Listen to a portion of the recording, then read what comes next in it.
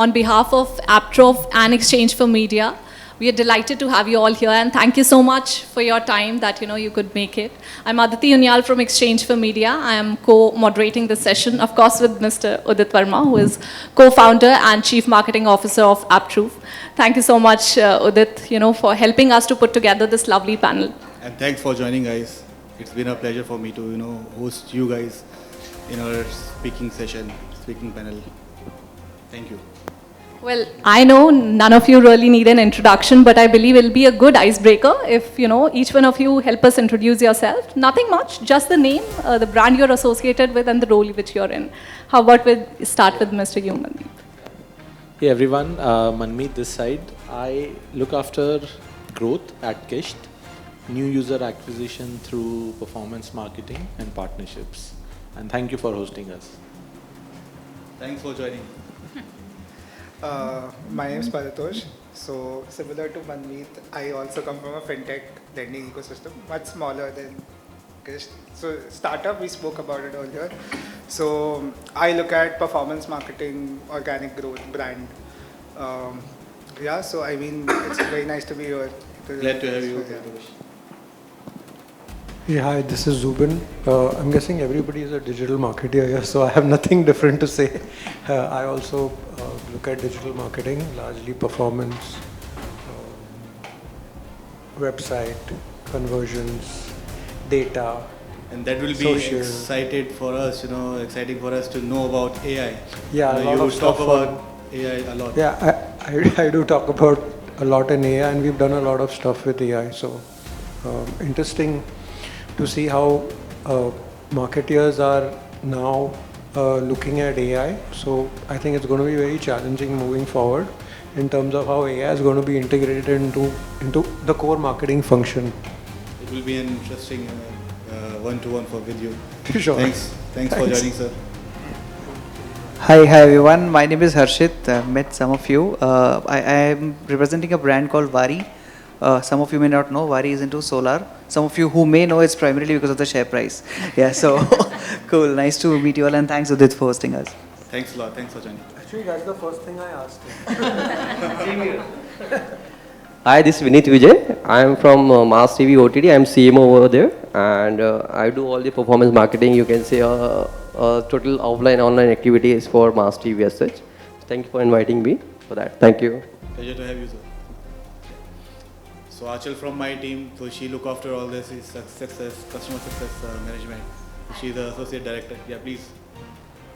Hi everyone, as Udit mentioned, my name is Achal. I take care of the success side of things for Apptrove. And yes, over to you, Shloka. Hi everyone, I'm from the sales team and I'm really looking forward to this session and getting some insights from everyone.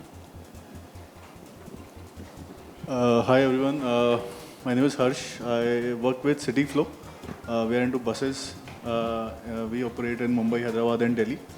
I look at growth marketing, performance marketing, P&L responsibility for the B2C business, and looking forward from the panel, to get more insights on AI from BFSI, from all of these knowledgeable people. Thank you so much for hosting us. Thanks for joining. Good evening, everyone. I'm Amit Bandare. I head marketing and corporate communications for Yes Securities. We are into wealth management and investment business. Yeah, investment solutions. Sorry. Pleasure to have you, sir.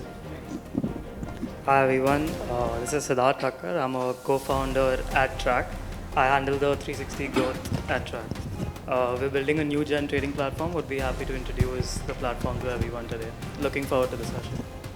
Glad to have a young mind in the panel. You are putting the young ideas into the panel. I'm sure about that. Hello guys, I'm Sonal Keshri. I'm performance marketing lead at Nuvama Wealth. I drive growth and digital campaigns for B2C and B2B business and acquire and target investors effectively. Thank you. Good to have you. Thank you for having us. All right, thank you so much, guys. So we'll have a quick demonstration of what actually Apptrove does. So we have Achal and of course Shloka will be helping us out with that. So we've been asked so many times by the panelists, where is the sales pitch, where is the sales pitch. This is for the first time that we are trying this demonstrating our platform into the into the roundtables. So just you have to be bear with us. This we are just experimenting things. It always starts first time. Don't worry. All right, so just to add to what Udit mentioned, this is not a sales pitch, but we would surely love to demonstrate our platform to you all. So this is how the dashboard looks like once you get started, once you see, once you sign up on the platform. As you can see on the dashboard, I mean, if I talk about the app attribution metrics, so it will give you an insight about the touch points, the number of clicks and impressions versus the revenue that you are getting, and it is bifurcated between organic versus non-organic. Alongside the revenue, we have the install bifurcation as well. So all in all, if I tell you that if you have an application and if you would want an insight about the type of users your app is acquiring, the quality users versus the users who are just installing the application but not doing anything after installing the application. So all sort of those things will be visible to you on the panel itself. Firstly, talking about the integration side of things, I'll not bore you. So talking about the integration, it's a pretty easy process. So talking about the SDK integration side of things. So we have all the respective documentations which are available, which are provided on the panel itself.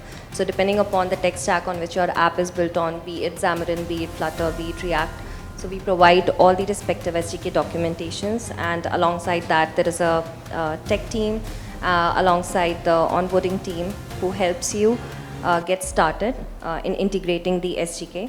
Now after all of these technical things are done, then what happens? Once you take the campaigns live, then we have this reporting section in which you will be able to see different types of reports, which will give you an insight about the type of users that I was talking about.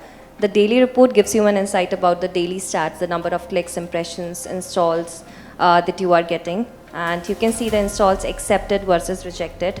The rejected ones, of course, are the ones which are either fraudulent, or if you have set up any custom rule on the panel itself, which is also a provision wherein you can define that, okay, these are the metrics or the KPIs that you would want to see, based on which the installs or events will be marked as rejected or not.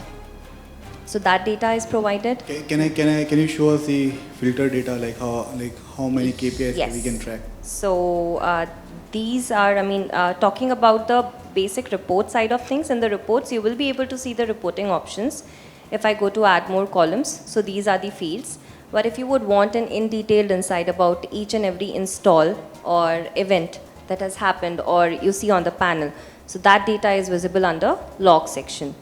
So we have very granular level data that we capture that you can see here. All these checkboxes are there. So depending upon which information is more relevant for you, you can check those checkboxes and that column gets added to give you a more clear insight about the type of users that your app is acquiring. Along with that, if there is any particular information that you are looking for which we do not have a predefined parameter, that data can be passed in open parameters. We also have a provision for that. So, and it's very easy to understand the data. It is not like that you will get confused if you would want to see certain metrics based on any partner or any particular channel. So that's pretty easy. You can do that. Now, apart from that, I mean, all these reports, I won't dig into, don't worry, I won't dig into all the reports. So we have introduced one more thing, which is web to app. Yes. So you can show us the web to app thing. So we can, actually track all these conversion happening to the mobile web to your app. So that use case is pretty specific. I mean, if there is a banner that you have placed on the website of things and you would want to see that how many users actually clicked on that banner and eventually got converted or installed the application. So this is one of the new features that we have launched. Put the smart script, yes, the script on your CTA buttons. If they are clicking on that we can track the whole journey of that attribution. Yes. So this is something, I mean, considering the app attribution industry, so this is something which is pretty new in the industry and not all the platforms are doing it. But we have recently launched that. Along with that, we have audience segmentation, wherein if you're using different tools, like servers also asking me about CleverTap. So all the re-engagement platforms like CleverTap, MoEngage, web engage. We provide an integration with them. So you can bifurcate the data. Users, you can create a separate segment. Based on that, you can define that if you would want to see the users who installed the application in the past 7 days. So you can see, you can select that respective event that has been triggered in the last 7 days. You can define the rules accordingly. And as soon as you run this segment, that data is bifurcated, and then you can push that data to the respective re-engagement platform, from where you can retarget those users depending upon the respective actions that they have taken. So based on this, you can create multiple segments, multiple audience segmentations are provided over here. And along with that, we also have a unilink management functionality wherein you can create one single link for Android plus iOS. And then using that one single URL, you will be able to run your campaigns. You do not have to create different URLs or attribution links for different applications. It's just a one URL that you can use. And then you can also define the link behavior on that if you would want, where do you want to redirect the users? If somebody has installed the application and you are running a campaign versus somebody who haven't installed the application, so where do you want to redirect the users? So you can define that. There are certain basic functionalities, and along with that, you can define the link behavior. You can also select a custom landing page URL that you can append over here. And along with that, the desktop link behavior, that if somebody is clicking on that unilink from the desktop, where you would want to redirect them. So all of those things can be analyzed, and it can be set up by creating different unilinks. And talking about the different type of integrations and the versatile functionalities we have more than 1,000 partners who are already listed on the platform, be it the re-engagement platforms or be it the CTV platforms or the DSPs. You will find all of those partners listed over here. It's a very easy integration that can be done. You just have to search for that respective name, and you can enable the integrations. And if I talk about if there is any new partner which is not already there on the panel, which is a very less possibility. So the onboarding process usually takes about 15 to 20 minutes, not more than that, in order to get one new partner listed onto the panel. And there is one term going on in the market, like for iOS, which is SKAN. Yeah. We are not built we are not built on SKAN. We are built for SKAN. We can tell you the probabilistic attribution before iOS sending you the data. So this is how we have solved the problem of iOS attribution. Yes. Can you show us the demonstration? Yes. So in our one of the I was going to one of the speaking session in MAU Vegas. So they were very keen to know about all these iOS tracking challenges. So we were one of the initial attribution platform who implemented these things, because we from a website performance based marketing background, so we have a platform called Track Here. So we know how the post track works. So we implemented all those use cases into this solving the problem of iOS. So that's how we are solving iOS SKAN problem. Yeah. So this is a working dashboard that defines how we are working with SKAN and iOS. So you can see this user acquisition trend that will give you an insight about the install versus the revenue. And you can see you can bifurcate it by the ad networks. I mean, these graphical representations are specifically for that which all, if you're connected with multiple ad networks or multiple events are being triggered.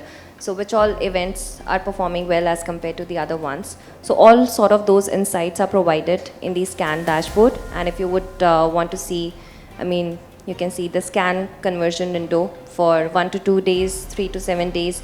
So because it is probabilistic, that is why we have defined the windows over here, that for 1 to 2 days, for 3 to 7 days, and 8 to 35 days.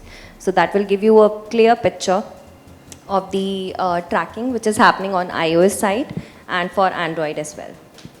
So, and apart from all of these things, so we are one of the initial attribution platform who are having the databases in India.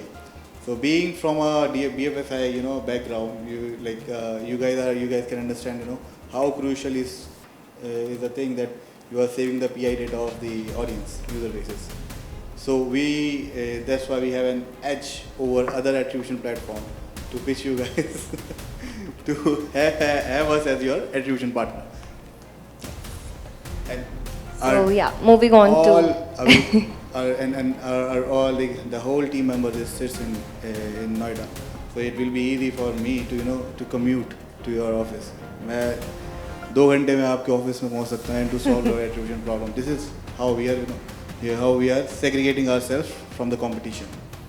We really boast about our support because we are really proud of it, and that is one of the major differentiators which makes us different from our competitors, because we think that customers, whatever the customers say, we really take those feedbacks into consideration. And eventually, I mean, if you talk about, because our flagship product is Trackia, so all of the clients that we have, they keep on telling us a lot of problems that they have faced or challenges that they have faced with app attribution side of things. And that is why we were able to enter this market. And now, I mean, we are reining it, but we are hoping that. Let's not boast too much. All right. Moving on to the session, Aditi, you must have something to say. Yes, thank you so much, Achal, for that lovely demonstration. I think we should get into the discussion, Yeah, right? for sure. Yeah. So any which way, we know what the theme is today. That's the attribution puzzle, how to measure mobile campaign performance accurately across devices. So this is more of around which the discussion is going to be. Yeah. So this will be the common question for each and everyone. You guys are from the brand side, and you faces attribution has been a challenge for you guys in this fragmented digital landscape. So how you currently define accuracy in measuring the digital campaigns? Starting from anyone can start. From Manmeet. I don't have a mic, but I think I'm audible. Yeah. Maybe. Can we pass on to the mic? Hey everyone. Yeah. So I think from an attribution point of view, we have an MMP, and I think almost 90% of our acquisition happens through our Android mobile app. So to an extent, the complexity of iOS and SKAN hasn't really hit upon us for now, but we'll soon be launching in another month. From a billing perspective, again, last touch attribution, that's a de facto standard that has allowed us to, work well with any new partners who always believe that they can get users, they can re-engage better, or they have a better hold of the customers. But from a allocation point of view, we look at the first touch, we look at different touches that has been brought from a retargeting point of view and also re-engagement point of view. So incremental is one of the key attribution point. And for us, honestly, it's such a pull product. You really do not need to do a lot of re-engagement unless your product is quite weak. As a digital first lender, and I think app only, for a major part of our last 10 years of journey, we have always relied upon that making a seamless journey solves a lot of the attribution issues, to an extent, so that anybody who has a high likelihood of taking and availing an instant personal loan, they should not really wander around, in the market. Otherwise, you will have 4 or 5 touch points, and that really complicates the entire puzzle of attribution. I can agree. The mentioning of multiple touch attribution, which is called incremental attribution for us guys, is one of the crucial one. You cannot rely just on last touch attribution. Absolutely. All right. Paritosh, I would like to know about your point of view, because you are from the same industry but having a different thought process. So I think as far as attribution is concerned, I think there's a caveat to this as far as fintechs are concerned, right? Like for others, I think that would be true for Manmeet as well. That there is other aspect of qualified leads that we're looking, and I think nobody so far has ever thought about it because it's very specific to fintechs. It would not be specific to gaming or any other kind of ecosystem, right? So the reason behind that. So basically what happens is we have a lot of leads that come through a lot of aggregators. So for example, the likes of Paisa Bazaar's business is to qualify leads and supply them to lenders like us who would fulfill that demand, right? So as of now, as far as attribution is concerned, there is no conversation that happens between the postback sent by an MMP and the kind of information that we are collecting on our backend, right? And then you already have attribution windows. For example, for an MMP, it would be set at 30 days standard. And the same thing would be applied to a lead received by an API. And since there is no conversation happening between both the ecosystems, I mean, there's a lot of difficulty explaining to a lot of people who work in affiliate or programmatic that, how do we solve for this? They would always believe the numbers are much high because they rely on an MMP, and we would have to go back and explain to them that why it's not high. There's obviously ways to solve this, but from a product standpoint, there's this scope, since you said that very Indian, very close to the ecosystem. Later after the panel, I'll just pitch you. Yeah, I think. Pitch you the solution. Okay, so I mean, yeah, I'm pretty sure there's a solution already, but that's something that can be solved much faster because that could be a problem for a lot of folks. Secondly, I think as far as SKAN is concerned, I think a lot of marketers have stopped spending their money on doing iOS, unless you're doing it for yourself and you're the only one doing it. Because so how about your user base? I think your user base is very more similar, lying so on Android. Not so 90% of the user base would be Android, 8% would be iOS, and like close to 2 to 3% would be through web. So I mean, for us, we don't do any kind of active campaigning. So for example, we would never run a Google campaign for iOS. Right. That doesn't make any sense at all because since it's SKAN, there is no click level attribution that I get. So I would never be able to attribute it to particular, and that's extremely important as far as financial services is concerned because we have to basically, we drive revenue through a lot of partners and then those payouts need to happen at the end of the month. So if there is no user level attribution that is being done, then we can't really rely on it. Alright, so I was going through one of the case study where it was mentioned that 70% to 80% of Apple devices has been purchased by their personal loans.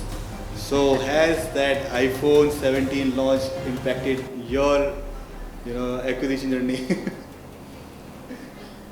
I think I would say to an extent we would want that to happen, but the lending market itself is almost $350 billion in India per year, and among the fintechs we are looking at almost $150 billion only. Right? And it's growing at almost 20% CAGR for last 3-4 years. So I think there is enough and more opportunity for large, small NBFCs, LSPs, platforms who would want to, enable lending to the customer. And to an extent, I think this becomes far more critical for us to attribute the right user to a right channel and really help in, having a profitable CAC, so to say. Does the iGaming bill impacted anything? Sorry, which bill? iGaming bill. So there was a bill where they have banned all the gambling casinos, real RMGs. I think there are enough and more players to accommodate, and I mean we have increased our spends, but not because RMG got banned. All right. So moving on to the sir. So. I think I would like to know about your point of view because we have taken the loan and I want to go to the holidays. So while the BFSI and the fintech businesses are very different, they have a lot of regulations in place and a lot of these regulators hawking a lot of data and PII and things like that. There are other industries also where you don't have such restrictions. Now, in an industry like that, largely the attribution depends on what is the acquisition strategy that's there. So in a lot of industries, acquisition is dependent. In lot of consumer industries, acquisition is dependent largely on Google and Facebook ads, where a lot of campaigning that's done on those ads, people come in through through those ads, and they get into the funnel. And the attribution happens where you know which kind of campaign is doing well on which platform. You know what is the funnel of that platform. That is where large part of the attribution happens. Which means that today, you know, if I sit and see the report, I know exactly how much I've spent on my Facebook channel, what has been, you know, the number of leads that have come in, what has been the conversion, and where do I need to take action. So that entire attribution model is there based from a channel perspective rather than, you know, a device perspective. Whereas there is a overflow of device also, like, you know, I know that people who are using Apple and have come in through, you know, seeing the ad on Apple may have a higher chances of conversion or may have a higher income proposition, but that is very minuscule. And even with the connected TVs, like, you know. Yeah, or within connected TVs. So if I'm doing a campaign on connected TV, then largely, you know, that set of household that's looking at, you know, my ad on the connected TV would have a higher propensity to buy, you know, a product from me or a service from me. So that's where the attribution is for, you know, other players apart from the BFSI and the fintechs. So I was seeing one of your campaigns online. So you believe in the UGCs, where people are giving the reviews about their, you know, experience with.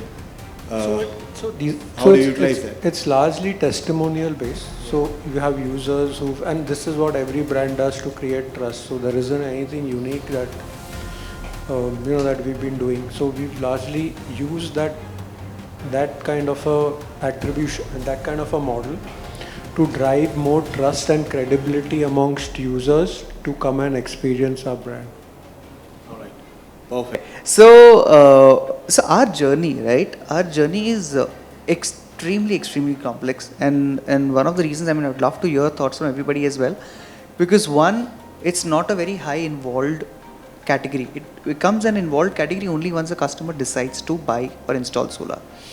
So I'll just give you 2-3 contexts to why I'm saying this, right? One, it's not a metro heavy product completely. Solar primarily is used for tier 2 and beyond individual houses. Second, at our level, we track attribution purely at a lead level, because that's the only attribution we can track. Yes, we have D2C portal, yes, we have Amazons of the world, but we believe it's still being, from a percentage level, it's minuscule per se. So from a lead level, we track all the possible channels and how that lead is eventually getting converted purely through our CRM journey. Our cycle is actually 3 to 6 months. I don't think there's a technology which can tell us that, you know, 3 to 6 months how the attribution is actually going to flow from the digital ecosystem. Third, there's a lot of external support that is needed for you to install solar. There's word of mouth, there's referral, there is financing, there is regulation, government schemes, for example, say a ruling government or a central government schemes are applicable in certain states, and certain states are not really supporting the installation. So a lot of these factors play in mind, and eventually will get the customer to decide whether he or she wants to install solar at his rooftop. So essentially what we're doing is we're trying with multiple inputs at capturing a lead level, right? On how good a qualified lead is from different portals or different platforms that we're using to acquire leads, and eventually how this leads is eventually moving into a final conversion funnel, right? Let's just say if we do, even if at a branded campaign level, we first metric that we are tracking right now is how much is my BSQ increasing on the Amazon or a Google ecosystem, right? And then eventually tracking the lead quality, and thereby how much is the conversion taking place. So for us, attribution is at a very specific lead quality level, not really at a conversion level, because absolutely not possible to track. You must be using any CDP for... Not yet. We are right now primarily using just the one CRM, which is a Dynamics platform, which we're using in-house. But we're exploring the CDP proposition as we speak. For the next product. Yeah, we'll talk. But yeah, that's how so we are basically tracking, like I said, the attribution for us is at a lead level, and then how each of these leads at a CRM level is converting to a solar rooftop, essentially. But like, you know, So I have one more guy from your company in our last roundtable. Yeah. So I was just curious, so I forgot to ask this question to him. Sure. So India being price sensitive market, like how you convince people to install solar system, because installing solar system comes with a lot of headache. Maybe you have to clean the solar system again and again. It's actually very simple if you do the math, right? So we're in this category needs a lot and lots of education essentially, right? So typical household in India and most of the household, let's just say, will need a 3 kilowatt system. Little bit of technical, but bear with me, right? So a normal household will need a 3 kilowatt system. A 3 kilowatt system would cost a customer anywhere in the range of 1,50,000 to 1,80,000. Okay. Today, government is giving you a 78,000 subsidy in the PM Surya Ghar Yojana, so to say. So that's a recovery upfront. You get refund in a month, like less than a month. Then the amount that you have paid, and just divide this into 25 years of free electricity. Essentially, your math is very simple. In 3 years, most of the households, whatever states and whatever cost per unit is, most of the households start making money in the span of 2.5 to 4 years. So it is that easy. But yes, you need to speak to the customer to explain him or her this math.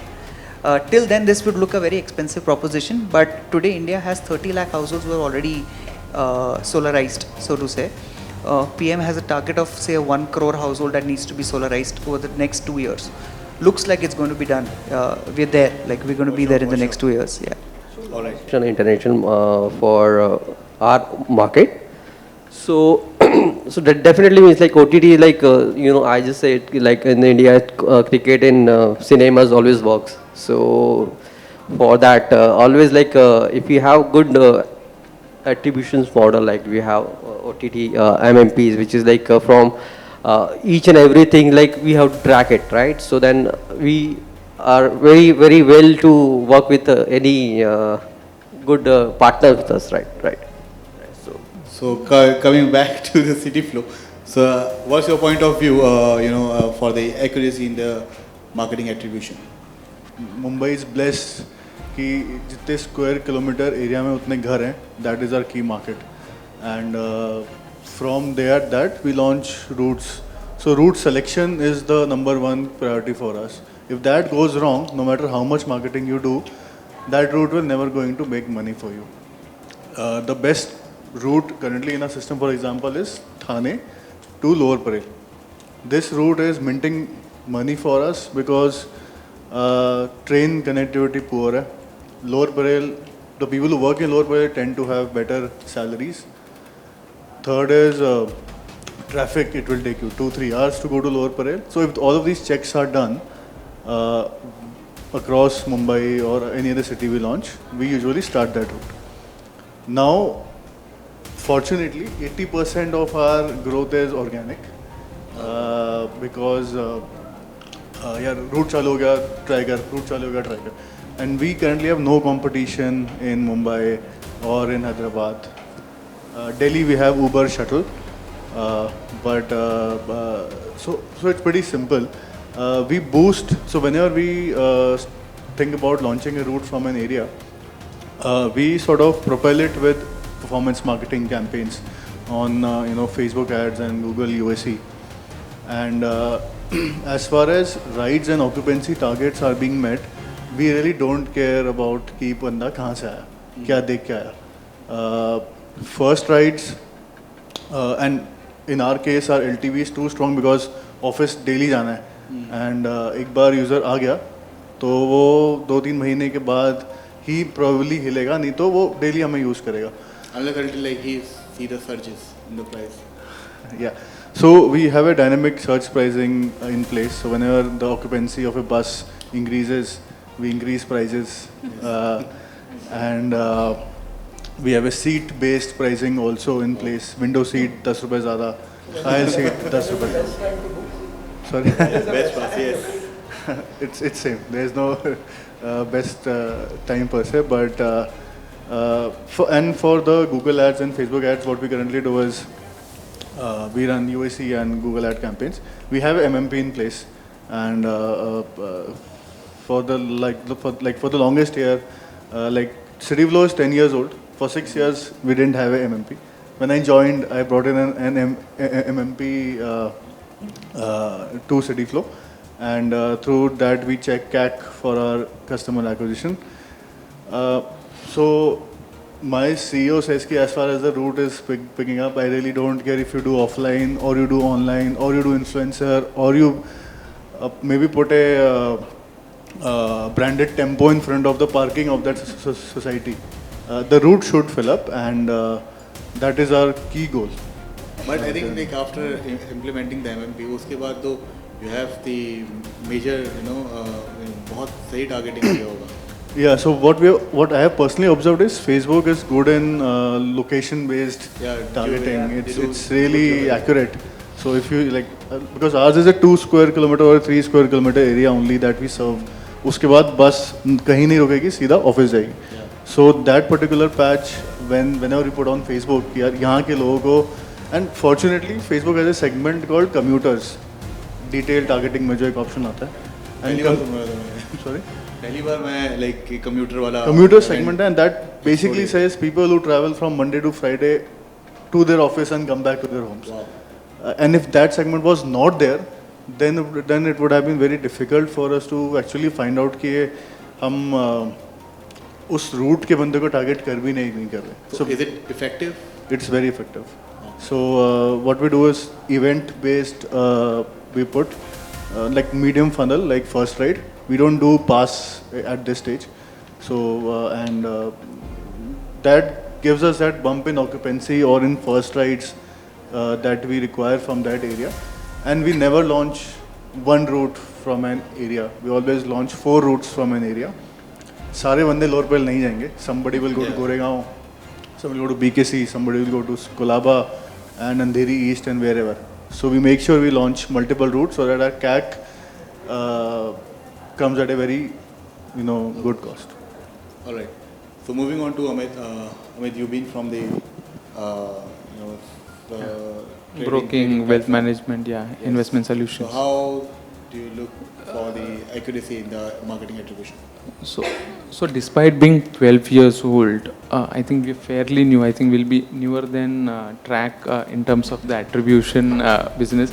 I'll tell you why.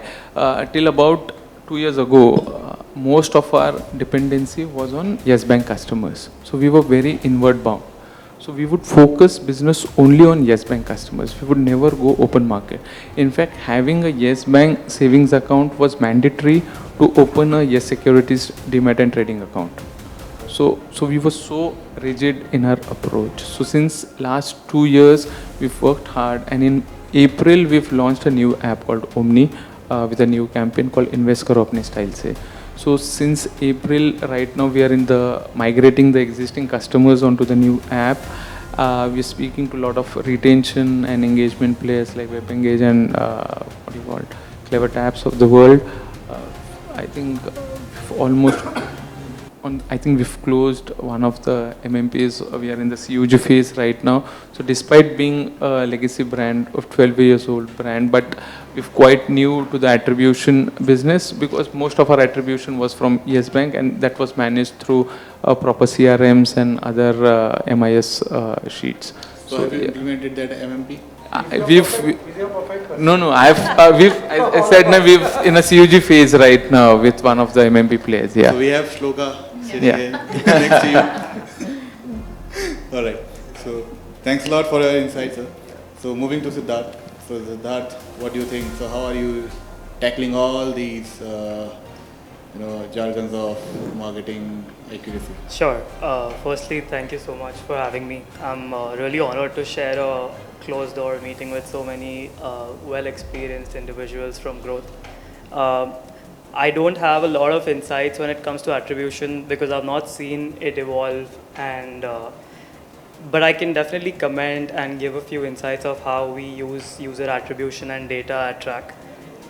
Basically at Track, we're building a platform where you get deep level insights on stocks, and stocks become very easily available to users, and they're able to make a decision much better because it's personalized.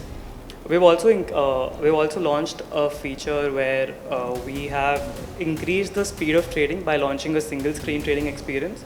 And the most important part where we're using user data is post-trade analysis. So based on our users' trading activity, we're able to give them nudges to increase or improve their trading experience.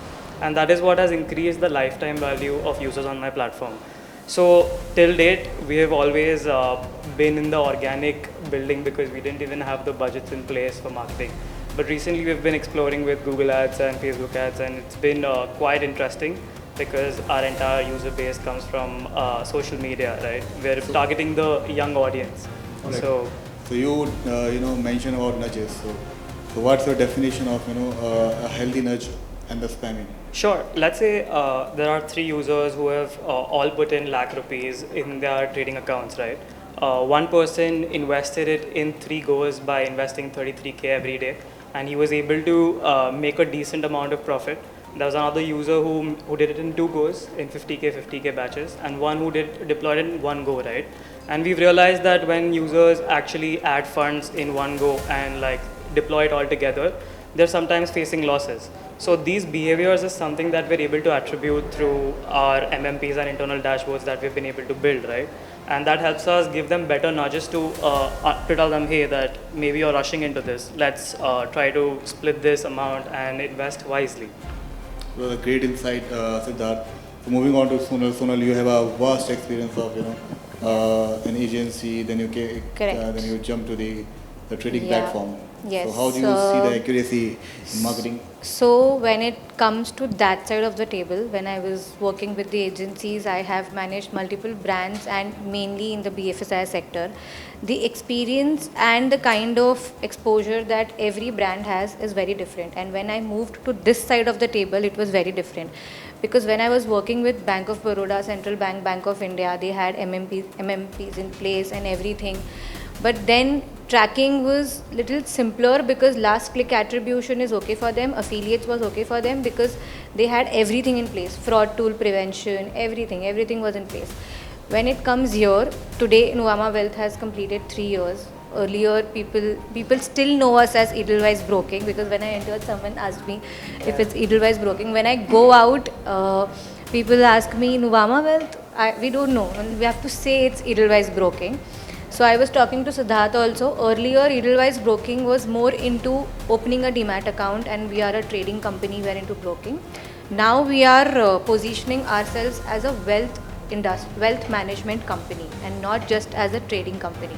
So here, when you talk about attribution, the people who are, or the customer who is coming via one single touch point, matlab kitne bandon ne download kar liya, how many people are opening an account or investing with us, is not our target.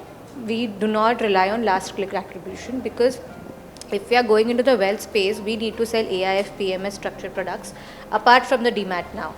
And marketing AIF, PMS is difficult because compliance and regulatory comes into picture. They don't allow you, you can't say this, you can't say that, you can't go on Google, you can't go on Facebook. So here we rely on multiple touch points. We show ads on YouTube, then target via email, then bring them on our platform, open an account for demat, and then we cross-sell them ki bhai ye bhi le lo, and this is also possible. So yes, attribution is still a challenge for us because of high ticket size products that we are selling, because AIF PMS is about 50 lakhs, 1 crore that we are selling to them. So we do not rely on one click attribution, but we are bringing in a customer journey which is privacy safe for them. I think it's very easy to retarget, like you can mask the PI data and then... It's easy to retarget, but if I want to upload a lookalike of my audiences, my existing customers, even that is a challenge with the compliance. They come into picture, you can't do that. Because it's our customer, how do we rely that Facebook is not leaking that data? Or maybe Google is not doing that. However, documents, Facebook gets it signed or Google gets it signed. But being a financial space, SEBI and everybody will come and say, bhai fine bharo. Then we came into the picture of having data. Then you come into the picture ki we will tell you all this data. But that's something we are... So just a question also. Any acquisition channel beyond Google and Meta? What kind of acquisition channel? Also very specific, right? 50 lakh plus. Correct. LinkedIn is working for us. I can say the kind of cost that we are spending on LinkedIn is very high. because as we know, CPA and everything on LinkedIn is super expensive. But when I measure the effectiveness on LinkedIn, the person who has come in from Facebook and the person who has come in from LinkedIn, he will be ready to invest maybe in a month or two. I will try and convince him. But the kind of thought process on the Facebook customer is not that great for me. So LinkedIn is a channel, it's performing for me, and plus from other third-party data we are trying, but not very successful because compliance doesn't really allow us to do that. So this is the PMS. This is for the PMS AIF structured products, 3. For insurance, we are a distributor. minimum is 50 lakhs. Yeah. So, Aditi. Yes, thank you so much, Sonal. Manmeet, my next question is to you that, as someone who is, driving both growth and performance, what's the biggest attribution challenge which you face? If you could, give us some insights on that. From an attribution challenge point of view, I would say for every success metric, there is also a counter metric that we do not want to, really change much, which is the risk. So in Kissht, the growth team is not just focusing on, कि 1,000 crore disburse करना है ये महीने, so much users needs to be brought. We are also tracking what does the eventual risk look like of the cohort that we brought in earlier. Their power, there are certain risk metrics that are internally tracked for each channel, for each campaign. On a particular day when we source that customer, what were the different touch points that the customer throughout the journey, came and engaged with us.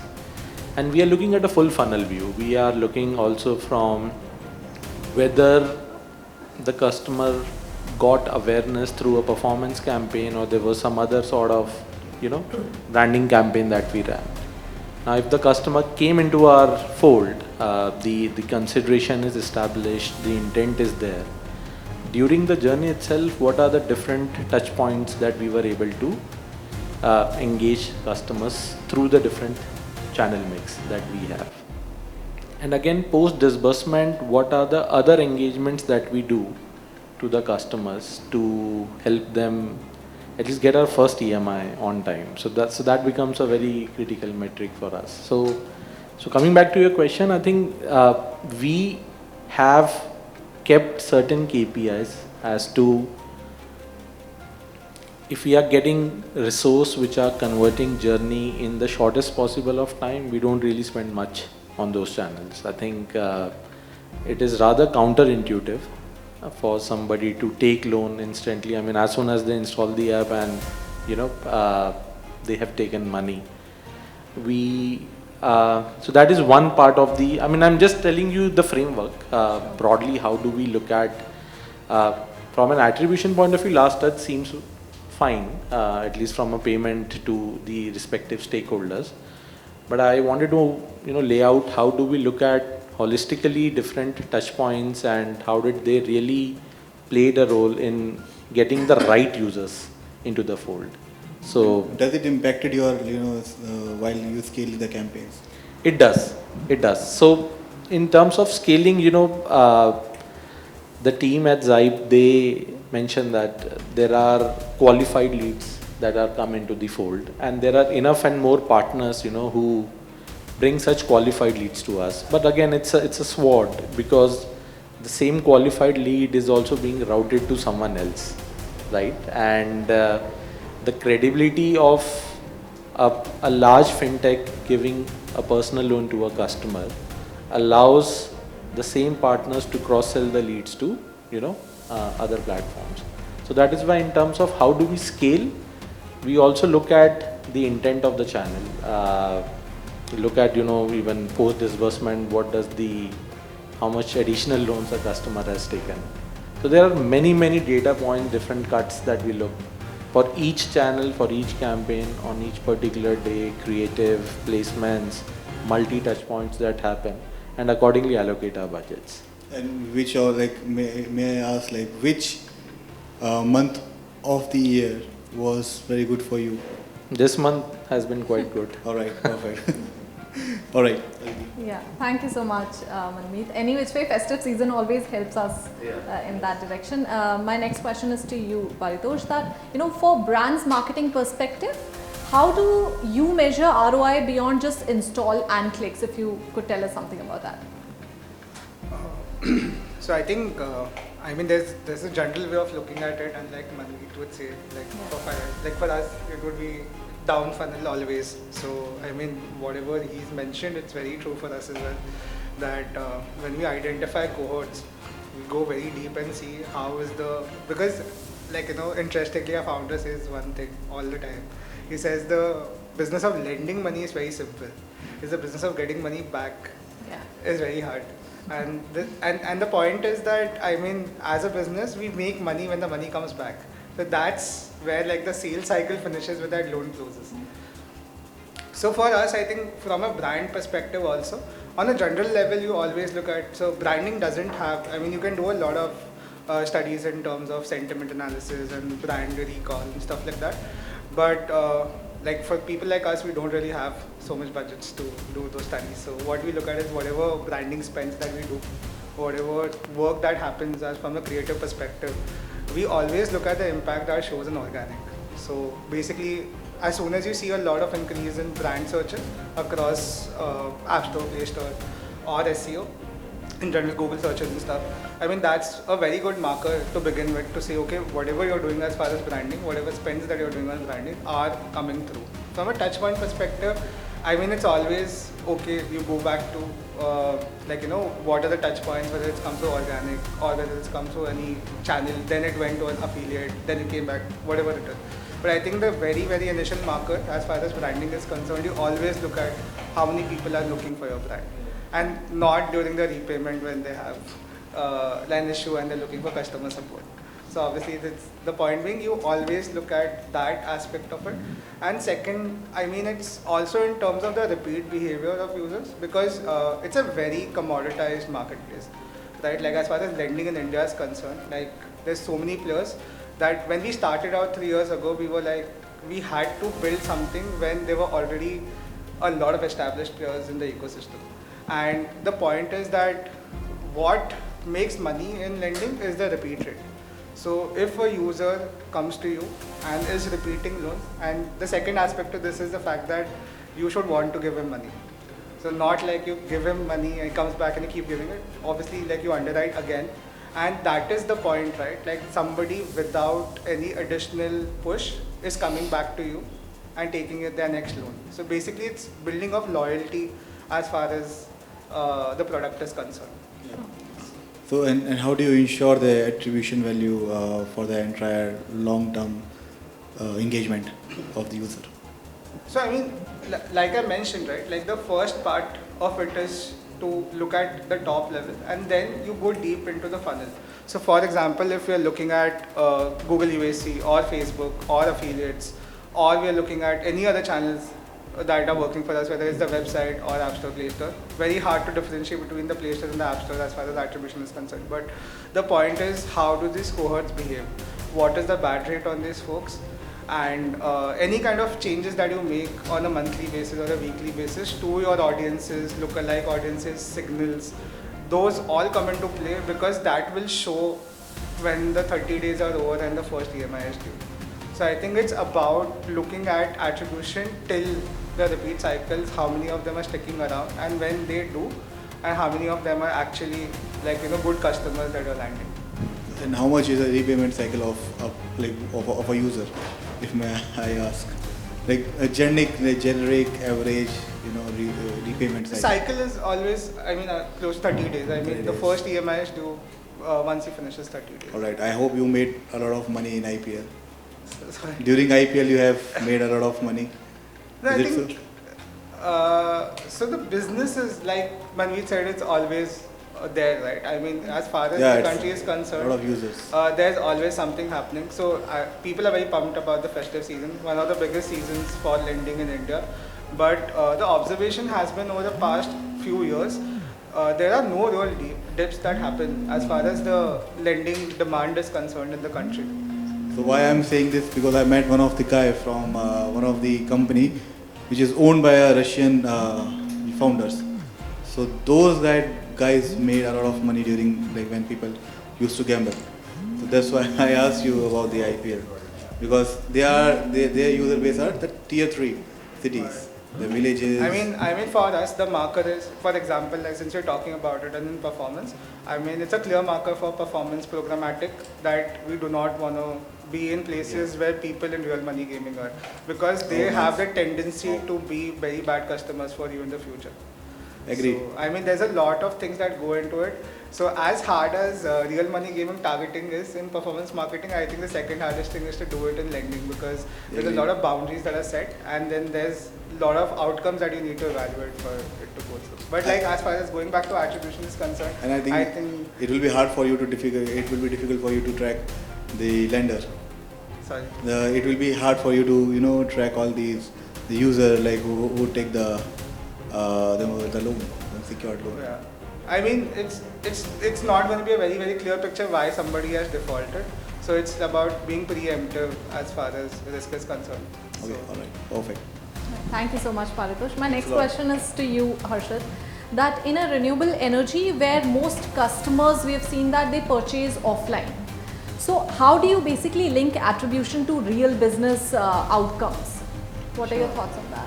So like I said, right, so one is for us, majority, you're right, 99% is offline, right? Yeah. And the residential customer, like I said, he'll go to a referral, he'll go to a solar installer, he'll connect with a local electrician and then decide what kind of installation. So we're looking at a pure lead level.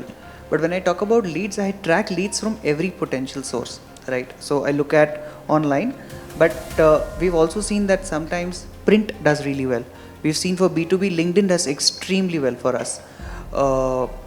We've seen other affiliates like Just Dials of the world do really well for us. There are portals like Industry, Infra Markets, etc. They do really well for us. So essentially, we are tracking lead, for lack of a better term, lead scoring or a lead quality level first from every potential source.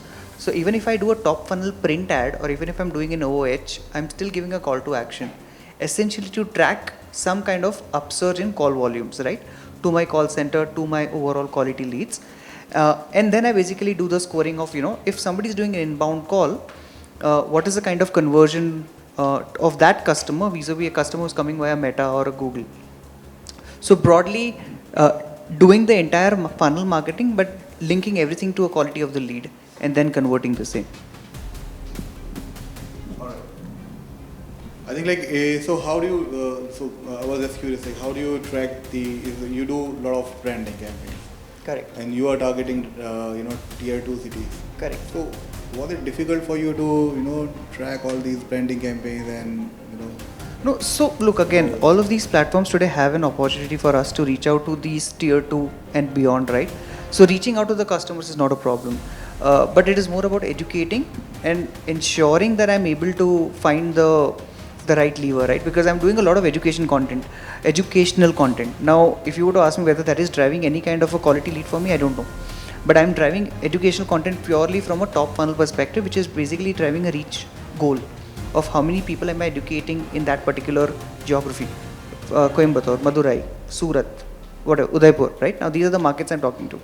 But from a lead, reaching out to the customers, like I said, it's not really difficult. Converting the customer kind of becomes difficult, and that's what we've seen. Again, state level policies play a much bigger role.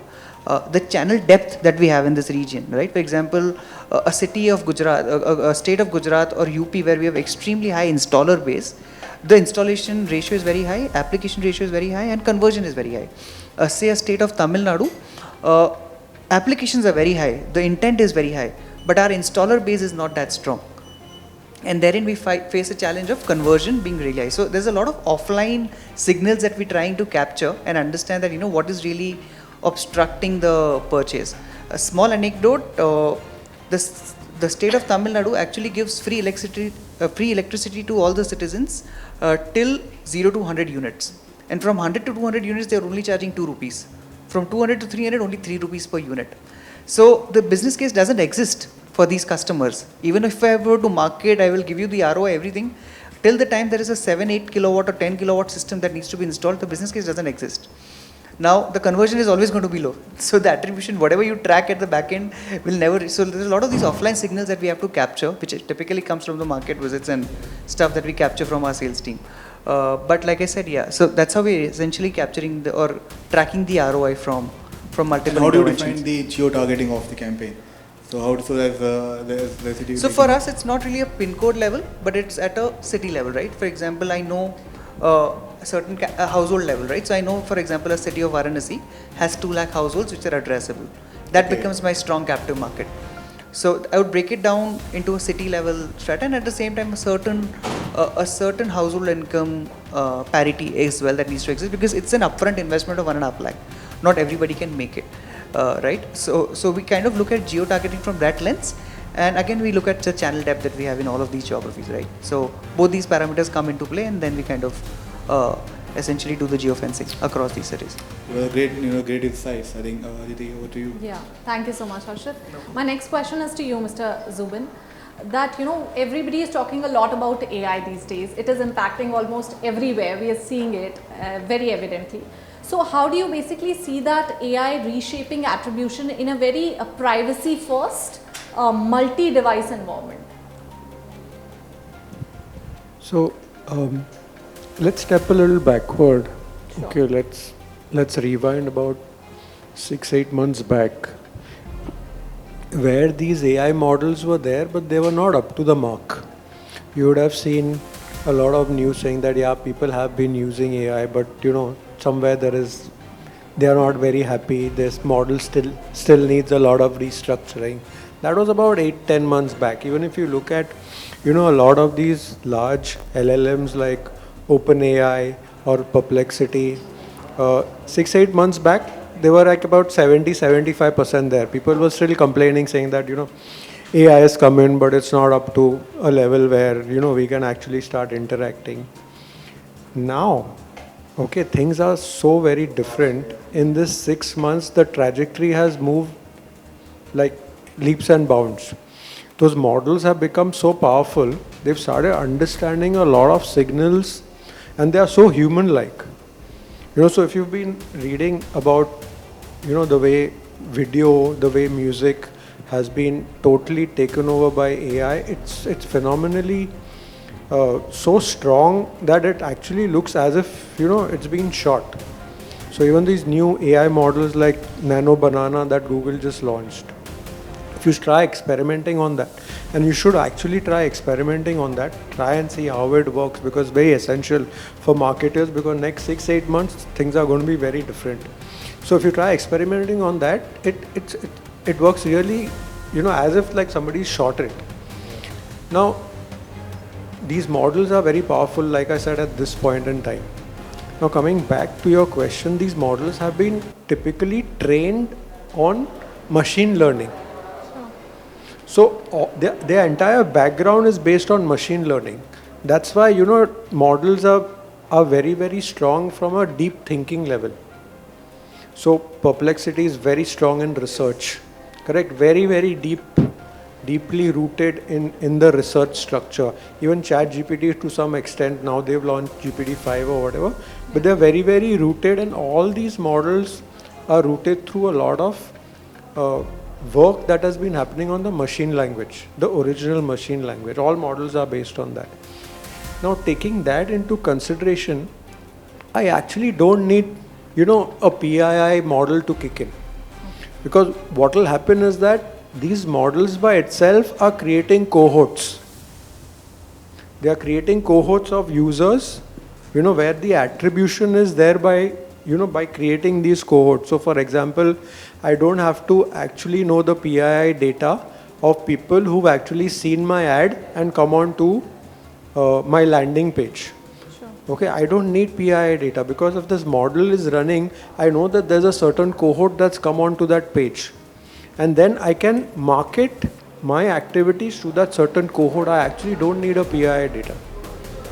So if, let's assume you're in the Flipkart app, okay, and you interact with their video. There is a model that's running behind at the back end. Let's assume you're interacting with the Flipkart video.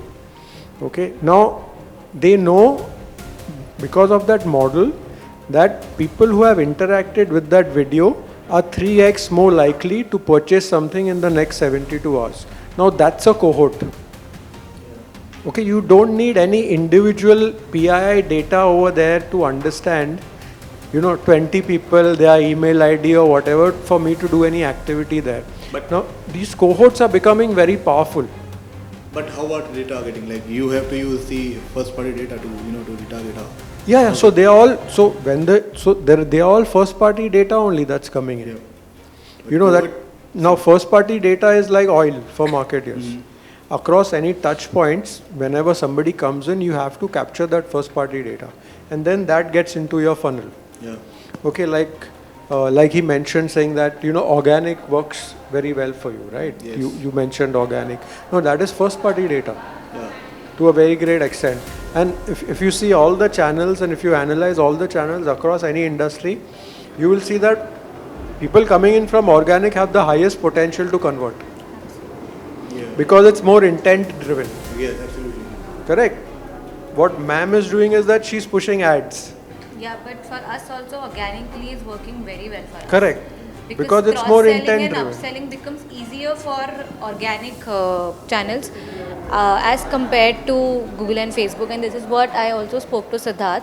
Organically people come in, fill in the lead and they get converted, and when my relationship manager is going to them and telling that this is the product that we need to upsell and cross-sell, they are very much interested and they show interest. But for the paid channels where we are pushing our ads, it becomes difficult for us.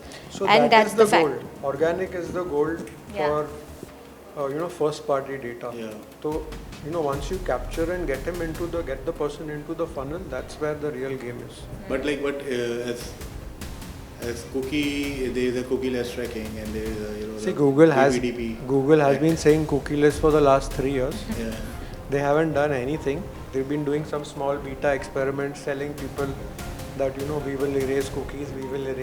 They haven't done anything. But so in far. the environment where DPDP Act has been launched, But DPDP also is it's there, it's not there, it's there, it's not there. So things are not very crystal clear as far as third-party cookies are. I But know it, sir. yeah, but we may be moving into that direction, and as a marketer, you should be cognizant of that and start looking at your first-party data. Maybe over a period of 1 year, 1.5, 2 years, cookies will not be there. So look at a strategy where whatever you want to do is built on your first-party data, from whichever touch point it comes from. All right. So moving on to Harsh. So Harsh, how does CityFlow use attribution to track both acquisition and lifetime user value across devices?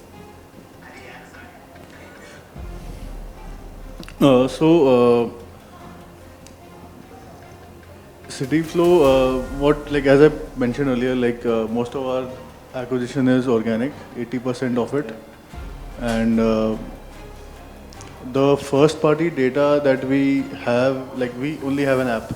We don't have a web application or something, and almost 40% of our user base is iOS.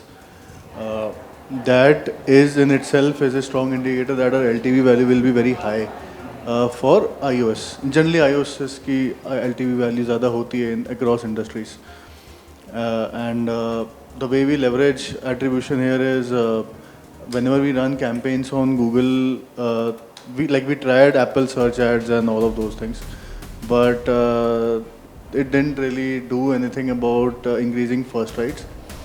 So what we track is, let's say on a particular or a particular geography, we have run only Google, and on a particular geography we run only Apple, or anywhere else we only run offline marketing.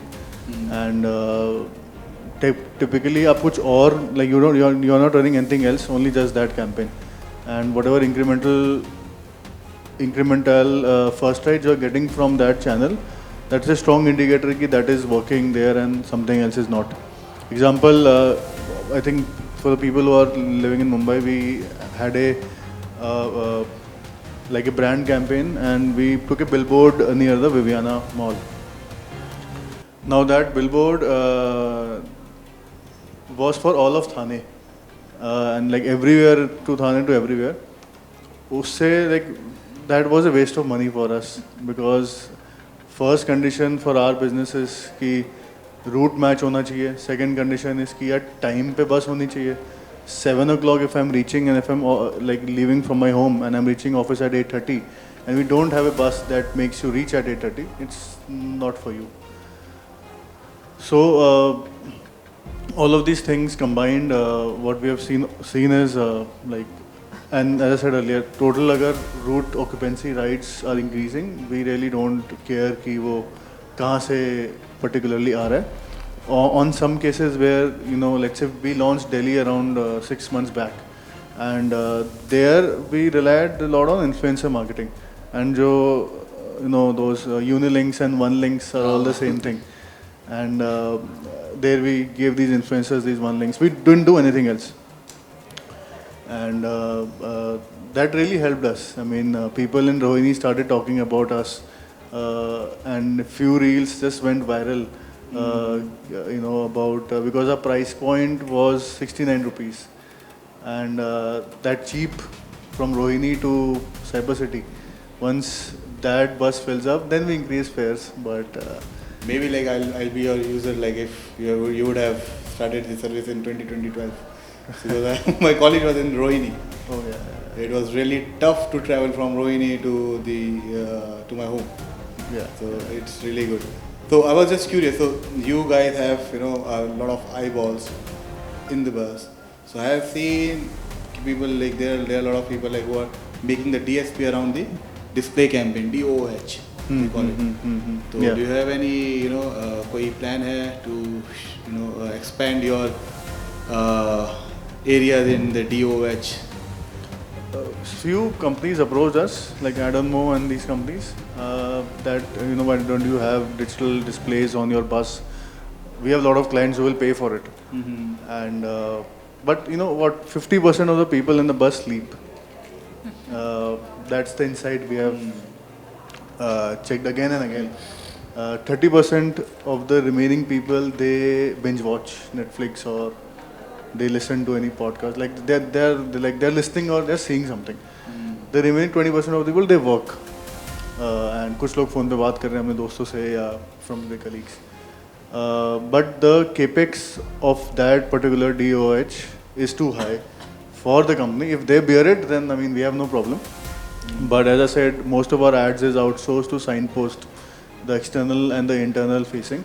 Like similar to airlines, the seat ke piche you must have seen stickers. Yeah. So that also we have done for all. I mean most of the BFSI players, and Dhan ka campaign was the biggest one for us. And abhi SBI Mutual Fund is running a campaign with us because for like to be like eligible to be like to use CityFlow, you have to shell out 6,000 to 7,000 every month for just commute. That is like sort of cream TG we have. So does the coupon system, so I think like CityFlow already ran a campaign on the coupons. Does that campaign help Absolutely. in increasing the lifetime value? Increasing the lifetime value, yes. So what we have seen is, example in corporates, like we recently onboarded a lot of corporates. We flat away gave 10% off. In fact, if sir wants it, we can give 10% off to all employees of Yes Bank Securities. And what that does is, without like the perception of having a discount makes the users travel more, even if it is 10%. So once they get 10% discount, so क्या होता है कि even if like example one user paying 200 every 5 days, like 5 times, तो discount से वो maybe 10 बार दे देगा 150 rupees. That ends up getting you more value out of that particular user. So corporate partnerships have really worked for, even for dedicated transport. But for 10% discount, something like that, we have seen a very, very high, like incremental, like without a 10% discount, Yes Bank Securities would be paying less. With 10% discount, they're actually paying more cumulatively. All right. So moving on to Aditi. Yes. So, Mr. Amit, my next question is to you that, you know, in an industry where trust and transparency is like kind of very critical, so attribution becomes, makes it even more important. So the question is that how do you basically leverage attribution to show marketing effectiveness while staying, full competent along with the regulations which comes along with it? So I'll give a brief, I'll give a background to what I'm about to say. So basically, trust, you said, right? The trust comes from the fact that when the customer is aware that their data is safe and not been used to do granular analysis and pitch different products. So the transparency will build trust is what we believe in right now. And so I'll give you example of my earlier days when I used to work with FMCG. So in FMCG, what happens generally is, used to happen probably, I don't know what happens right now, you do a lot of TV campaigns. So FMCG is primarily driven through TV at that point in time, maybe 2007-8. So you'll pump in the number of GRPs in particular market, and then you'll track the sales against those GRPs pumped in, and you'll calculate the correlation coefficient to see the number of GRPs pumped in are in sync with the business in that market. That used to give us an indication whether that campaign, the TVC, is working or not working. So I come from that school of thought. So for us, a granular attribution may not be very necessary. If it's indicative, we're good enough to know, for example, again, a very basic example would be from a day-to-day life would be like, for example, my daughter recently had an exams. Okay, so of the 9 papers that she gave, I need to know how much marks she got from each of the subjects for me to gauge which are her stronger subjects compared to which are her weaker subject. I need not necessarily know whether she got all the match the columns right or all the filling the blanks right, or whether give reasons was a problem or short answers was a problem, or whether she didn't do the essay really well. So if I know okay, she's not doing well in maths or geography, I know that's the area I need to cover up or something. So maybe the first party data would give me an indicative okay, if YouTube is working or Facebook is working. I need not necessarily know how many times he clicked it, how many times he watched it. So for us, transparency and using the first party data without doing granular analysis or attribution, we are okay with it. And I believe once the customer gets that confidence yes, our data is being used properly and in transparent way, I think the trust would automatically be built. And if you're sticking to the regulation, I think you will be regulatory safe as well. And how does your user acquisition campaign look like? You being as I said right, earlier, earlier most of our acquisition was through Yes Bank channel. We are exploring. We've just, as I said, we are though 12 years old, but we are younger than track right now. So we are exploring different modes to go open market and explore different platforms to acquire customers from open market. So right now, currently everything is in experimental phase. So won't be appropriate to comment okay, this is our most profitable or most right channel that's working for us. Currently everything is, so we are undergoing a metamorphosis. So too preemptive to comment yes, this is the most appropriate acquisition channel for us right now. And you being a bank and you are running some display campaign in your bank.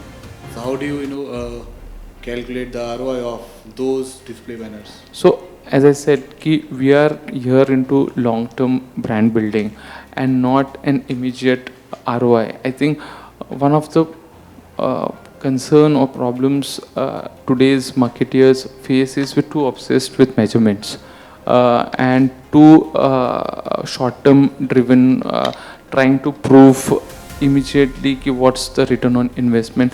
Rather, we should be working on building the mental and physical availability and building on the brand salience. As and when customer decides to make a purchase, that's the time your brand, he should think about your brand. So that's precisely what we're working on. We're not very ROI driven right now. We are here in for a long-term game and long-term brand building. Absolutely, absolutely. So moving on to Siddharth, the young mind in the panel. So as a SEBI registered broker with a mobile first approach, attribution can be both an enabler and a challenge. So how does attribution help you to track customer acquisition and engagement, and where do the roadblocks appear? Sure. Similar to the lending space, I think the stock markets has been pretty buzzing since the COVID downfall and since the elections, right, in 2024. There's been a boom of investors, especially the youth of India, to be investing in the stock markets. And opening a demat account is now much easier compared to how it was earlier. I'm sure that Amit sir can comment on that as well. So these customers, right, they are someone who are pretty well aware of what they want to do. And we call ourselves a content marketing company as well as a fintech, right? So we're creating awareness completely organically. And as Zubin sir mentioned about how AI has been advancing, we've been using all the tools to acquire our customers. Via ChatGPT, we create content. Via Nana Banana, we create a lot of videos and images. And we experiment and fail fast. That's what we truly believe in. And with respect to acquisition, till date, it's been completely organic. I'll give you an example. There was a Coldplay campaign that we did. There was a big demand on the day of Coldplay sale. There was a 14 lakh queue on Book My Show. So we saw that as an opportunity and we released a giveaway. Not even having tickets, we got in like 10 million views on our social media. That's how we were able to get like around 40K customers overnight, right? And that is something that we're very proud about, that our organic is something that we really have been able to crack. When it comes to performance, we're using Meta and Google as our primary channels. These customers are proficiently, looking for such platforms, I would say, and they are much well aware of these tools that exist, like which exist on track. And we do face a lot of issues because till date, like our organic has been pretty strong. So we don't know where our customers are coming from, but we're still figuring in this journey. I'm also, a big fan of inbound marketing. So Yeah. maybe like our thoughts will sync. Yeah, definitely. All right. I have one question. Why not Snapchat? Yes, I was about to ask this Sure. after this. So Snapchat is something that is pretty popular, but still we've seen that a very younger audience does it, more below 18. So there's you need to be at least an adult to have a demat account, right? So that is the sole reason why we have not really experimented a lot on Snapchat. We did try and we burned a lot of money there. So I understand the long-term building perspective of what Amit sir was trying to say, but being a startup, you have these crunches, right? So you have to really look out for yourself there. All right, and being a bootstrap startup. We're not a bootstrap startup anymore. We just raised around $1 million, and we became the youngest stockbrokers of India. Wow, that's nice. Good to hear this. So when are we getting the party? Definitely when we're launching, 100%. All right, okay. So moving on to Sunil. Sunil, with high acquisition cost and long journey in the wealth management, how do you see attribution to pinpoint channels that drive true incremental value beyond clicks? Lastly. Okay, in the wealth management space, the long journey is very difficult because the users drop out, come in, and then they say we have not filled the lead. Even after giving their PAN card details and their Aadhaar, they are saying nahi, मैंने नहीं भरा है करके. So this is a challenge that we are facing. But for the every penny definitely that we are spending, we have to justify, not in terms of how many leads or conversions that we are getting. Our objective is to understand the lifetime value of the investor. I don't want customers who are just coming in and not doing anything, because that's not going to give me a break even at the end of 10 years also. So my objective is to convert these and get investing them continuously on my platform.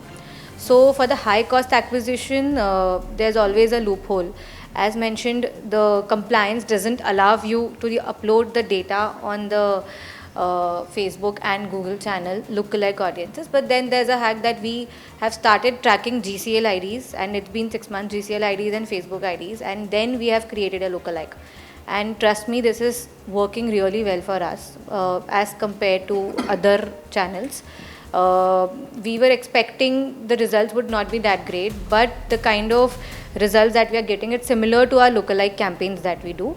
even after tracking GCL and FB Click ID. So there's always a loophole, and this is something that we've cracked because our entire business is working on first party data, and without understanding which channels are performing, top funnel and mid funnel is definitely going to be our top priority, but not understanding which channel is performing, it becomes difficult to scale up.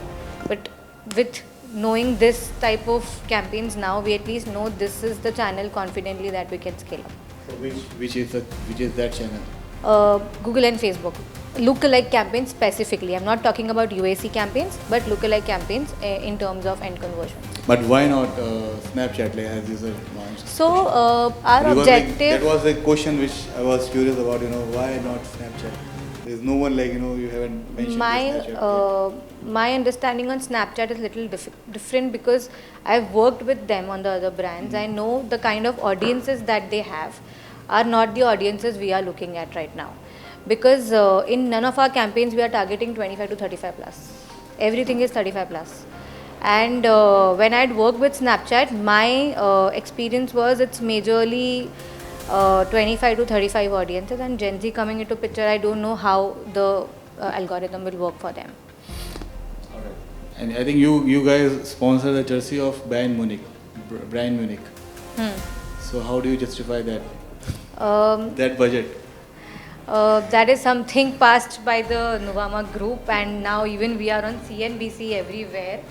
I think the branding needs to be done.